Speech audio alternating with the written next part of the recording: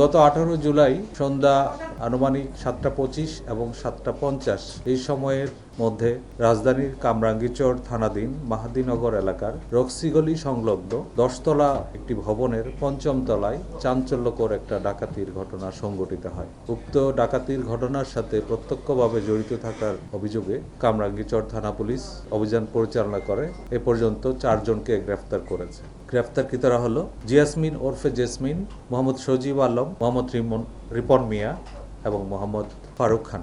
এই ঘটনা সংঘটিত হওয়ার পরপরই কামরাঙ্গীরচর থানা পুলিশ সহ লালবাগ ডিভিশনের ঊর্ধ্বতন কর্মকর্তাগণ ঘটনাস্থল পরিদর্শন করেন এবং ঘটনার সাথে জড়িতদের শনাক্ত এবং গ্রেফতারে অভিযান আরম্ভ করেন। তারই প্রেক্ষিতে গত রাত আনুমানিক 12:10 এই ঘটনার সাথে প্রত্যক্ষভাবে জড়িত মোহাম্মদ সজীব আলমকে কামরাঙ্গীরচর থানাধীন মুসলিমবাগ এলাকা থেকে গ্রেফতার করা হয়। সজীবকে গ্রেফতারের পর তার কাছ থেকে পাওয়া তথ্যের ভিত্তিতে পরবর্তীতে আমরা মোহাম্মদ রিপন মিয়াকে গ্রেফতার করি। রিপন মিয়ার দেখানো তথ্য মতে তার বাসা হতে লুণ্ঠিত নগদ 1 লক্ষ টাকা উদ্ধার করা হয়।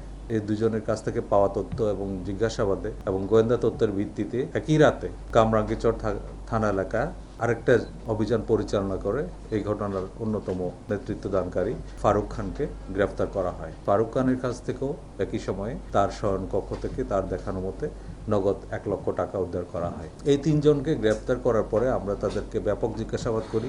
তার এই ফলশ্রুতিতে আমরা জানতে পারি এই ঘটনার মূল হোতা এবং মূল পরিকল্পনাকারী একই ভবনে 7ম তলায় বসবাসরত জিয়াসমিন ওরফে ইয়াসমিন নামে এক গৃহবধূ। এই চাঞ্চল্যকর ডাকাতির ঘটনা তদন্ত করতে গিয়ে আমরা দেখলাম পুরো ডাকাতির পরিকল্পনা, বাস্তবায়ন এবং ডাকাতি শেষ হওয়ার পর পর্যন্ত একক নেতৃত্ব সে দিয়েছে এবং এ পর্যন্ত তাকে আমরা আজকে সকালে তার বাসায় অভিযান পরিচালনা করে গ্রেফতার করি এবং তার বাসা থেকেও নগদ 20,000 টাকা উদ্ধার করতে পেরেছি।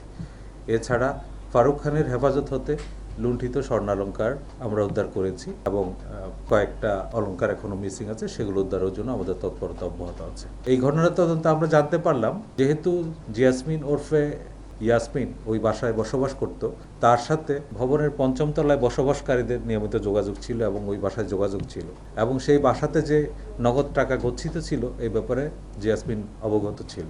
জিয়াসমিন পরিকল্পনা করে কিভাবে এই টাকা লুণ্ঠন করা যায়, সেই পরিকল্পনা অনুযায়ী সে তার পরিচিত কয়েকজনের সাথে যোগাযোগ করে এবং তাদের এই ঘটনায় উদ্বুদ্ধ করে এবং সেই প্রেক্ষিতে তারা জড়ো হয় এবং যেদিন ডাকাতির ঘটনা সংঘটিত হবে জিয়াসমিন নিজেই উক্ত ভবনের নিচতলায় এসে তাদেরকে রিসিভ করে এবং ওই বাসাটা দেখিয়ে দেয়। পরবর্তীতে জিয়াসমিন তারা যেন প্রস্থান করতে পারে নিরাপদে সেটাও নিশ্চিত করে এবং ঘটনাস্থলে গিয়ে ভুক্তভোগীদের সে সান্ত্বনাও দেয়। এমনকি রাত্রেবেলা যখন আমরা ওই ঘটনাস্থল পরিদর্শন করি সেই ঘটনাস্থলে জিয়াসমিন নিজেই উপস্থিত ছিল। এখানে আরেকটা মজার তথ্য হচ্ছে এই ঘটনা পরবর্তী যখন মামলা রুজু হয় শুরু থেকে শেষ পর্যন্ত জিয়াসমিন তাদের সাথে ছিল এবং মামলায় নিজেকে একজন সাক্ষী হিসাবে সে রেখেছে।